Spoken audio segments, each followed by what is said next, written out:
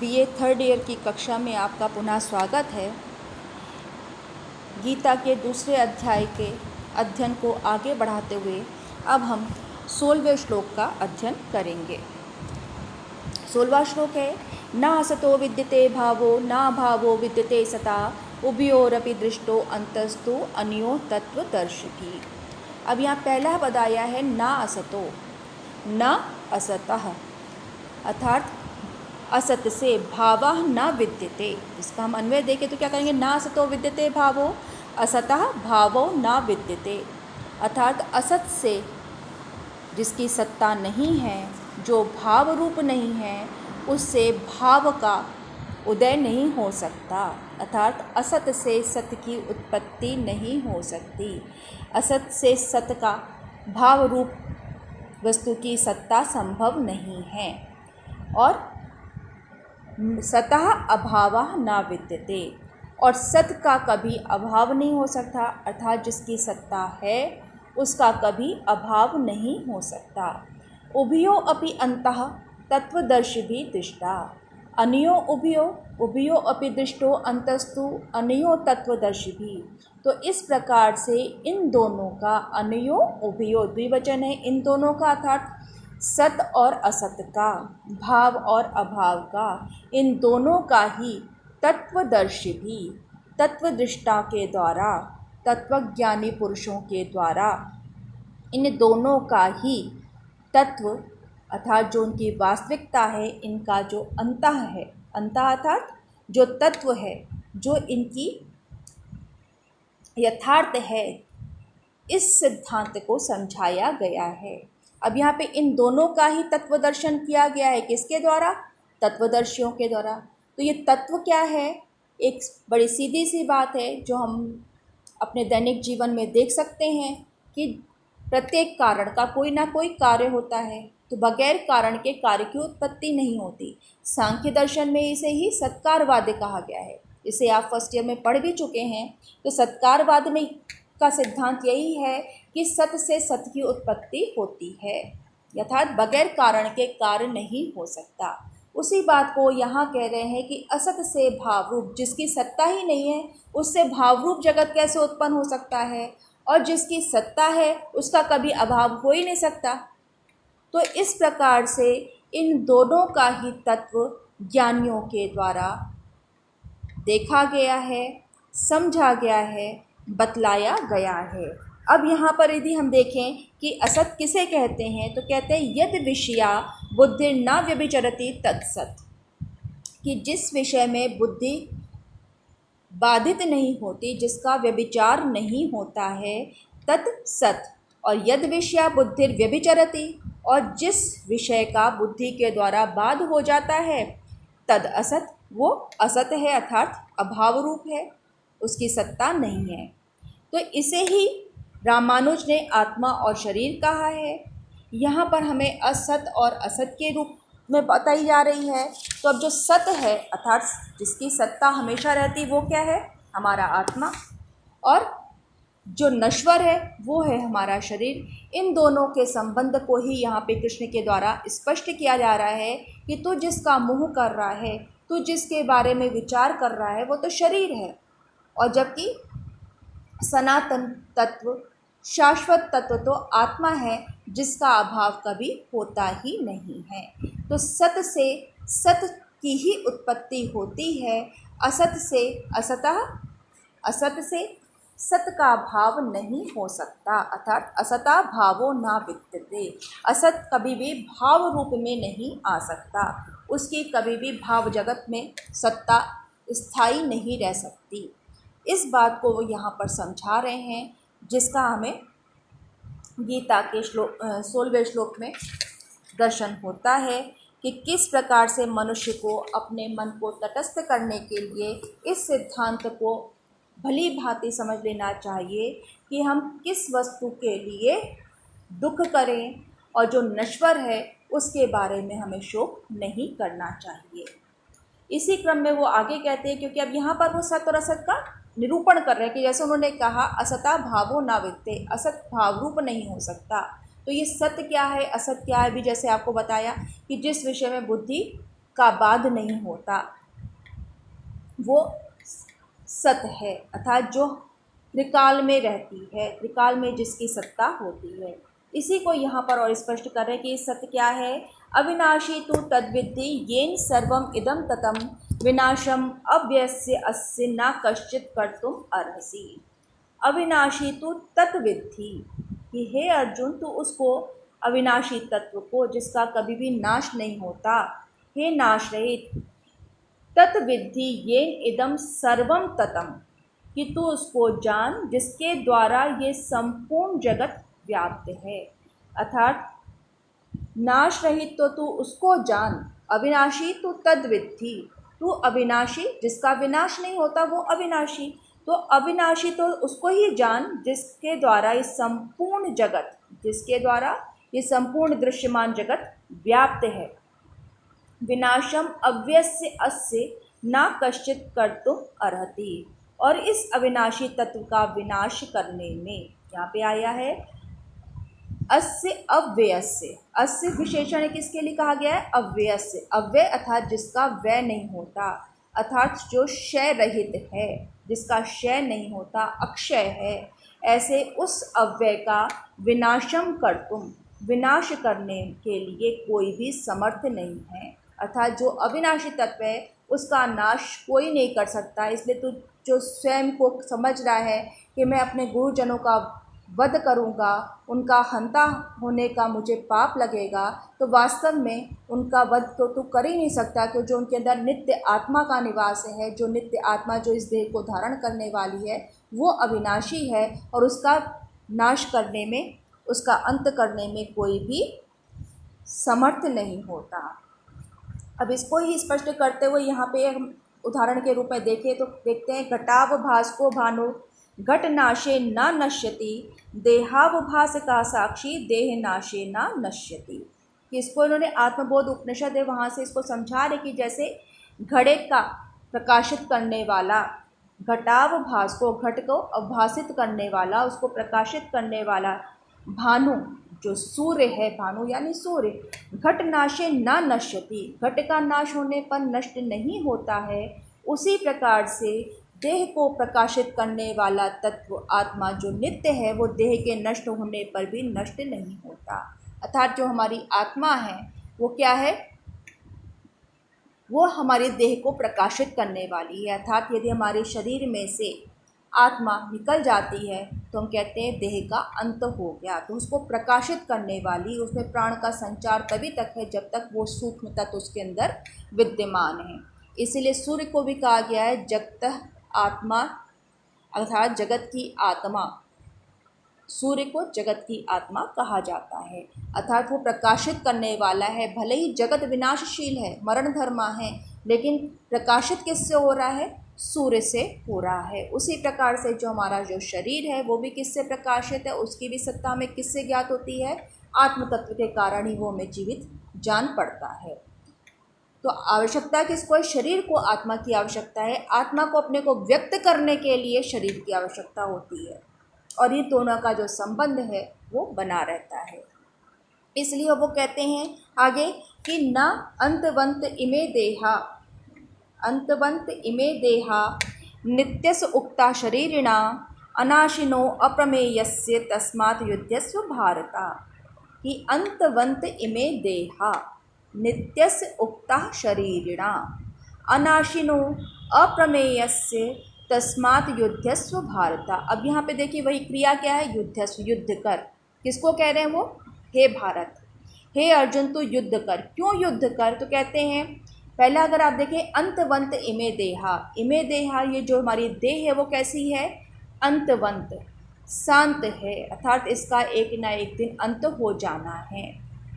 नित्यस उक्ता शरीरना, किसकी कही गई है, शरीरिणः, ये देह किसकी है, शरीरी की, जीवात्मा की।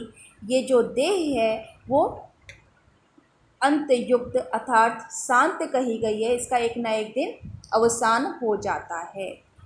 और कैसा है शरीरिणा, शरीरी कैसा है, नित्यस्य, वो नित्य है, तो उससे नित्य की। और कैसा है वो शरीरी, तो उसको फिर यहाँ पे हमें नीचे की लाइन में तृतीय पंक्ति में हमें उसके विशेषण देखने को मिलते हैं। अनाशिना सब षष्ठी विभक्ति में आ रहा है, शरीरिणा षष्ठी विभक्ति में है, उसके विशेषण भी षष्ठी विभक्ति में है। अनाशिना जो नाश रहित है, अविनाशी है। अप्रमेयस जो अप्रमेय है, प्रमा माने बुद्धि, तो जो प्रमा का विषय है वो है प्रमेय, और जो बुद्धि का विषय नहीं है, बुद्धि से परे है, वो अप्रमेय तत्व है। ऐसे ही अनाशी, अविनाशी, अप्रमेय, नित्य शरीरी अर्थात जीवात्मा की ये जो देह हैं वो शांत हैं, अंत को प्राप्त होने वाली है, एक ना एक दिन उनका अवसान हो जाता है। इसलिए हे अर्जुन तू युद्ध कर, अर्थात तू इस शरीर के नित्य मत मान, तू नहीं मारेगा तो भी इसका एक ना एक दिन अंत होना ही है। इसलिए तू इस शरीर का मोह मत कर, इस शरीर को ही तू परम तत्व मत जान, इस शरीर से ही तू प्रेम मत कर, क्योंकि वो तो आज तू नहीं मारेगा तो भी उसका एक ना एक दिन अंत होना ही है। शरीर जड़ है, इसलिए नाशवान है, इसलिए उसके प्रति शोक करने की आवश्यकता नहीं है।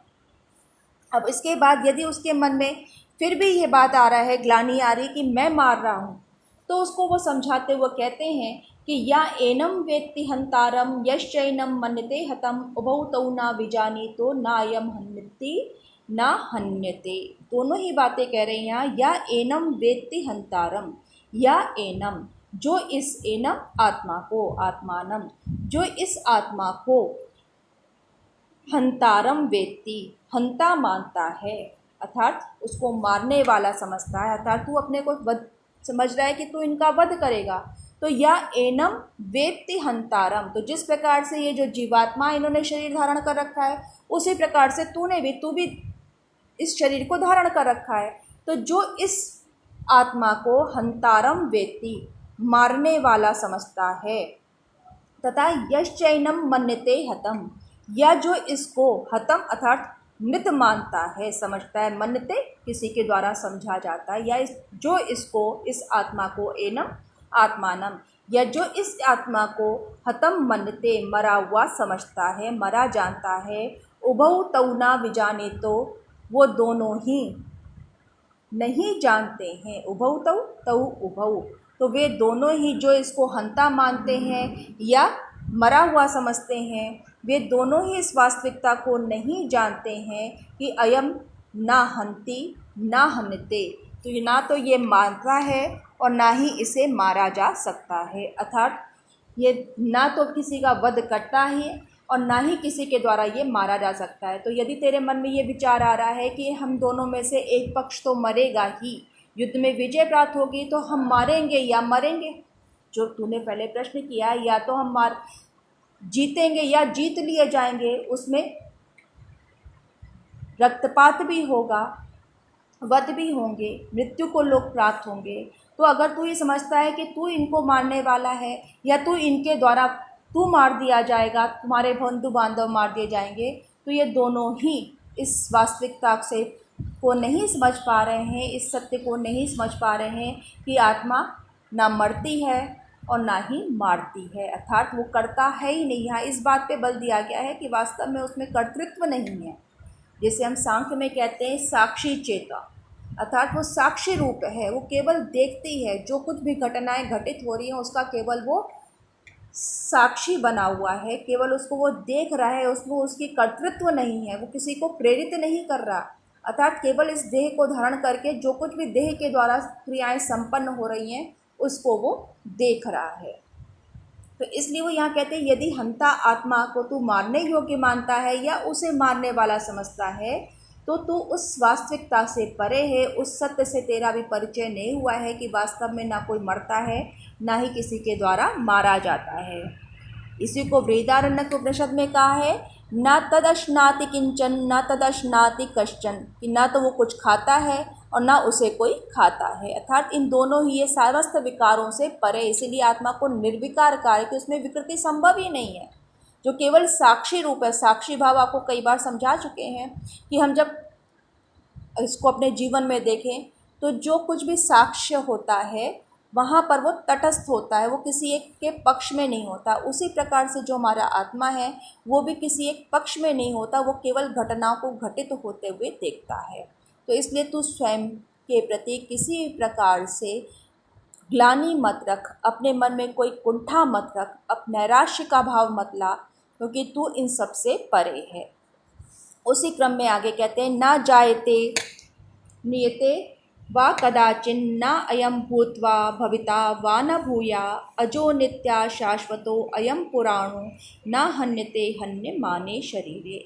अब इसको इसी क्रम को आगे बढ़ाते हुए कह रहे हैं कि यह आत्मा न जायते नियते वा कदाचित, न उत्पन्न होता है जायते, ना तो जन्म लेता है, न मृत्यु को प्राप्त होता है, और ना ही, अब इसी को हम अगर अन्वय करके पढ़ें तो कैसे पढ़ेंगे, अयम कदाचित ना जायते, ये किसी भी काल में, कदाचित कभी भी किसी भी काल में ना तो उत्पन्न हुआ है, वा ना म्रियते, ना ही वो मृत्यु को प्राप्त हुआ है, ना तो वो मरता है, ना अयम भूत्वा भूयः भविता, और ना ही ये आत्मा एक बार उत्पन्न हो करके, यहाँ पे जब हम बात कर रहे हैं तो भूतवा उत्पन्न हो करके ये फिर उत्पन्न होने वाला ही है। अर्थात आत्मा ना तो किसी काल में जन्म लिया है, ना ही मरता है, और ना ही ये उत्पन्न होकर फिर होने वाला ही है। क्यों नहीं है? क्योंकि इसका जो स्वरूप है वो कैसा है, अजो नित्या शाश्वतो पुराणो, कि अयम आत्मा, ये जो आत्मा है वो कैसी है, अज है। इसको हम अज का अर्थ है कि जो जन्म नहीं लेता, जो जन्म से परे है। इसीलिए जो हमारे त्रिदेव हैं या ईश्वर को हम अज कहते हैं, ब्रह्मा विष्णु महेश, इन सब को जो को हम अमर मानते हैं, अर्थात जिनकी मृत्यु नहीं, तो उसी प्रकार से हम कहते हैं अज, कि जो जन्म से परे हैं। तो जो जन्म नहीं लेगा वो मृत्यु को भी प्राप्त नहीं होगा। नित्य है, सदैव रहने वाला है, शाश्वत है। पुराण है, शाश्वत है अर्थात सदैव रहने वाला है। पुराण अर्थात पुरातन है, ये कोई नवीन हमारी उद्भावना नहीं है। हमेशा से, पुराण का अर्थ जो हमेशा से रह रहा है। न हन्यते हन्यमाने शरीरे, शरीरे हन्यमाने अर्थात शरीर का नाश होने पर भी इसको नहीं मारा जाता। हम शरीर का नाश तो देखते हैं लेकिन आत्मा का नाश नहीं होता। जब भी आप देखते हैं कि हमारे आसपास किसी की मृत्यु होती है, परंपरा है, हम खास करके जो हिंदू परिवार हैं उनमें ये परंपरा है, गीता का पाठ करवाते हैं या गीता पढ़ने को कराता है। उसका उद्देश्य यही है कि बस व्यक्ति के मन में जो वैराग्य है, जो वो शोक में डूबा हुआ है, उस शोक से बाहर निकालने में गीता की महती भूमिका रहती है। क्योंकि व्यक्ति उस समय जो उसका आत्मीय व्यक्ति की मृत्यु हुई है, वो उससे इतना अधिक मोहयुक्त होता है, उसके प्रति इतनी माया रखता है, ममता रखता है कि उसका विछोह सह नहीं पाता। जबकि कालक्रम में ये होता है कि धीरे धीरे वो उसका अभ्यस्त हो जाता है, लेकिन वो एक जो वो समय होता है, वो जो काल होता है, उस समय में उसको कोई आश्वस्त करने वाले वचन होने चाहिए जिससे उसके मन को संतुष्टि हो सके, वो जो सत्य है उसको स्वीकार कर सके। यहाँ उसी क्रम में हम देख रहे हैं कि जब वो कृष्ण यहाँ पे अर्जुन को समझा रहे हैं तो उनका भी यही है, क्योंकि वो इस समय मोहग्रस्त है। वो अपने बंधु बांधवों के प्रति उसके मन में जो मोह है, ममता है, वो उससे मुक्त करना चाहते हैं। यहाँ पर मृत्यु का अवसर नहीं है, लेकिन मृत्यु दिखाई पड़ रही है कि उसका सामना करना है। तो वह यहाँ पर वो उसको समझा रहे कि ना जायते ब्रियते वा कदाचिन, कि ना तो ये आत्मा किसी काल में कदाचित कभी भी उत्पन्न होता है, और जब उत्पन्न ही नहीं हुआ जो, तो उसकी मृत्यु कैसे हो सकती है। ना यम भूत्वा भविता न वा न भूया, और ना ही ये कभी उत्पन्न होकर के पुनः होता है। उत्पन्न होकर के पुनः फिर होने वाला ही है, तो जब इसका जन्म ही नहीं हुआ तो दोबारा उत्पन्न कैसे होगा, तो संभव ही नहीं है। क्योंकि वास्तव में जो आत्म तत्व है उसका जन्म होता ही नहीं है, वो तो नित्य है, सनातन है, पुरातन है। तो अब आप कहेंगे कि अब कहते हैं कि वहाँ पे जन्म ले लिया आत्मा, तो वो उसको आगे के उदाहरणों में उसको समझाएंगे, आगे के जो श्लोक हैं वहाँ पर वो उसके उसी स्वरूप को स्पष्ट करेंगे कि वास्तव में आत्मा का जन्म नहीं हो रहा, जन्म तो शरीर लेता है, और जन्म शरीर लेता है तो मृत्यु भी शरीर की होती है। यदि हम अपने एक एक शब्द के जो उसका वास्तविक अर्थ है उसको देखें, उसका अभी जो अभिधेय अर्थ है, तो उस अभिधेयार्थ में ही उसका भाव निहित हमें मिलता है। और उसके साथ साथ जो व्यंग्यार्थ है वो बहुत ही गूढ़ है। तो यहाँ पर हमें प्रत्येक पद के अर्थ की गहराई को समझना पड़ेगा कि वहाँ पर कृष्ण क्या कहना चाहते हैं। उसको वो आगे कह रहे हैं, वेदा विनाशिनम नित्यम या एनम अजम अव्ययम कथम सा पुरुषा पार्थ कम घातयति हंतिकम। या वो यहाँ पे क्या कह रहे हैं कि वेदा विनाशिनम नित्यम या एनम अजम अव्ययम, कि जो है पार्थ या एनम, जो इसको अर्थात एनम इस आत्मा को, अविनाशिनम कैसी है वो, अविनाशी, नित्य, अज जन्म ना लेने वाली है, अव्यय अर्थात जिसका व्यय नहीं हो रहा, जिसका क्षय नहीं होता, जान लेता है, सा पुरुषा अर्थात उसके वास्तविक स्वरूप को समझ लेता है, सा पुरुषः वो पुरुष, कथम कम घातयति वो वो पुरुष कैसे किसी को, घातयति मरवाता है, लेजंत प्रयोग है, बीच में या का आगम हुआ है, तो किसको मरवाता है, और कम हंति और किसको मारता है। तो वो मारने या मरवाने का कार्य कर ही नहीं सकता, ना तो किसी से प्रेरित होकर के दूसरे को मारने के लिए प्रेरित करता है, तो इसलिए आया है घातयति, कि ना तो वो किसी को मरवाता है और ना ही किसी को मारता है। कौन व्यक्ति ऐसा है जिसने इस सत्य का दर्शन कर लिया है, जिसने इस आत्मा के वास्तविक स्वरूप को जान लिया है कि वो आत्मा नाश रहित है, नित्य है, अजन्मा है, अव्यय है।